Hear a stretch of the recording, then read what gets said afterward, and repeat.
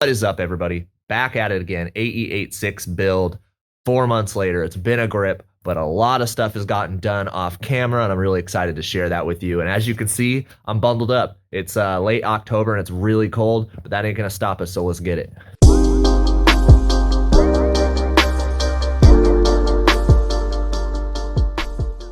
All right, so in the last episode that you saw, I was working on the 4AG. I cleaned it up. I got it all painted black. It's kind of dusty right now, so just kind of disregard that. But it has everything on it. And since then, I got some new parts for it. I got a new timing belt tensioner. I got from Flows, I got a water pump pulley billet. I got a alternator pulley, another aluminum one for this, so they match. I got the vacuum block off plate. I got a 6AN fuel rail adapter and some various other parts. So this thing is ready to go. It's ready to get dropped in. I got my clutch. I got everything else. And then I'm going to show you guys what else I got for the bay. So I'm going to show you guys some goodies that I got that have been sitting around for a little while and kind of explain to you what I'm doing for my brake system. So I got this really cool Willwood master cylinder that's going to be going on there. And I'm kind of piecing together my own brake booster delete kit because I didn't want to fork out the money for the Chase Bays one. Granted, that is super good quality, and if you have the money, by all means, buy that. But if you don't, you can do what I did here, and it's going to be a lot cheaper. So what I did is I got the Willwood master cylinder. I think it's the same one as the Chase Bays one off eBay for like, I think $78, but it was in that ballpark. Anyways, I got this Honda brake booster delete plate off eBay for about $17. It's built aluminum, and actually the Honda, Nissan, and Toyota all have the same pattern. So you can actually buy a cheap one of these and use it. It's just an adapter plate, so it's not like it's gonna break. I got this adjustable proportioning valve, which is gonna be really cool for adjusting my brakes. So when I do autocross, drifting, or whatever, brake stands, you name it, I'll be able to have full adjustability over my brakes, which is really cool. I got a bracket that holds the adjustable proportioning valve to the master, but I don't know if I'm going to run this yet because I might run the proportioning valve in the car so I can adjust it on the fly.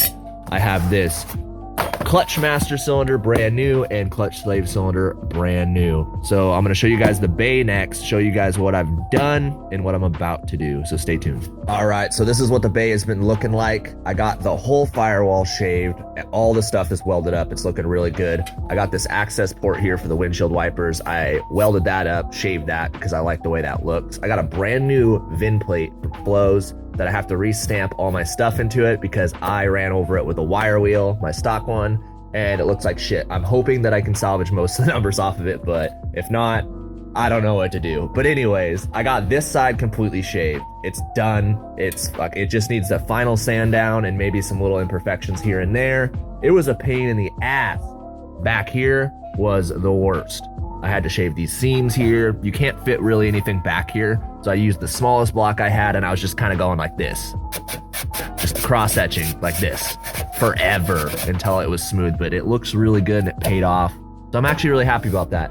This side is what I'm gonna be working on today. I still haven't shaved it back there. That's gonna take a long time. This, I'm just trying to make so it matches this side because I want it to be kind of symmetrical in a way. I also cut out the center of this core support and actually welded a piece of flat metal and shaped it. So this is all shaved. So today I'm actually gonna be cutting out around where these dotted lines are.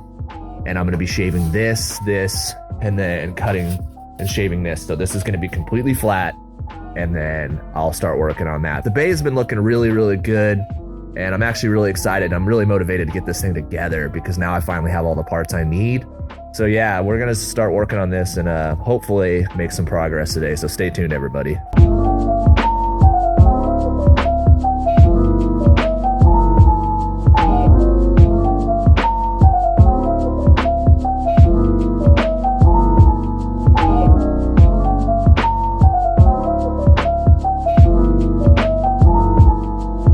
Got it all cut out. A little bit stressful, looks kind of intimidating, but it's not that big of a deal. What we're gonna do now is I'm gonna cut out some cardboard and try to replicate the shape, and then I'm gonna cut out some metal and try to trace that cardboard onto the metal, bend up the shape, and then get that welded in here so I can shave it down. And then I'll move on to this side, but I'm just gonna do it side at a time. All right, step one, they are cut out, shaped, oops.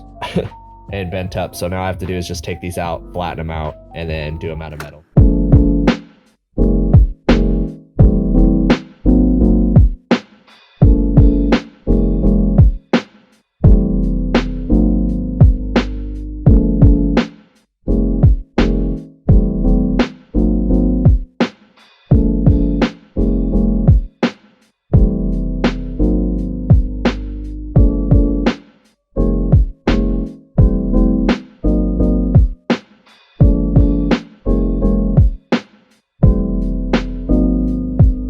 All right, so these are all done. They look fantastic.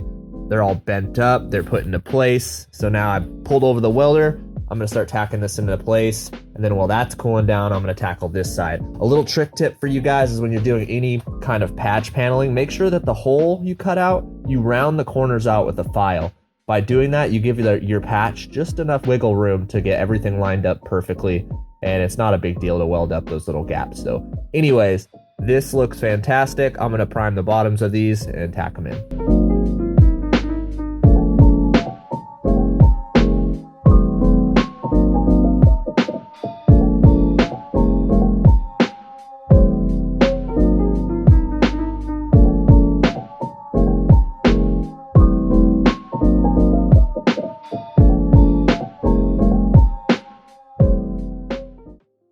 All right, that took forever, but it's done. It took a lot of staggering welds and doing like 5 tacks at a time and waiting for it to cool so I didn't warp the metal, because I don't want to have to deal with that. But now, let's get after this one. All right, so now I have these cut out. They're looking good. I'm gonna trace these onto some plate steel, just like I did on the other side, and then I'm gonna cut those out and tack them in. So see you guys in a second.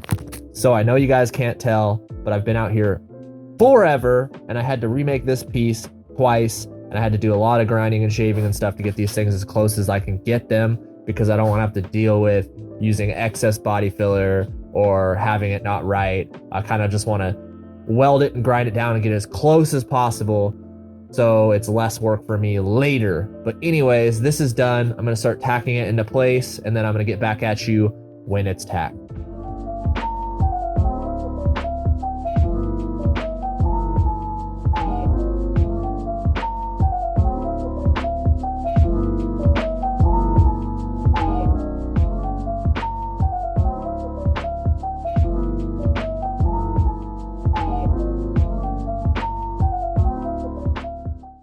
All right, so I have a lot of the welds done on this side, but it's a slow, tedious process. To prevent warpage, I have to wait and let it cool down and stagger it. So instead of standing around and doing nothing when I'm waiting for it to cool, I'm gonna come over here and use my good old belty boy to knock down some of these welds.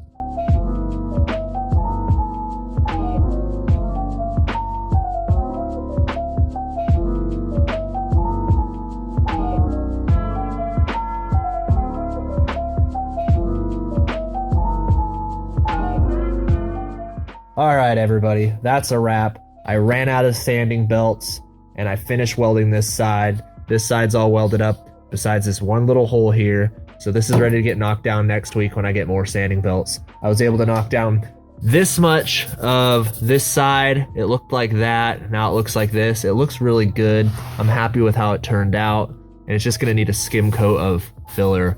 Once this is all knocked down, it'll be perfectly straight. But anyways, the bay is looking amazing. I'm really happy with how it's been turning out. It's a lot of work, guys. A ton of man hours and sanding, but it's all worth it in the end because look how good that looks. The firewall looks really good. I just got to get this and this to look like that.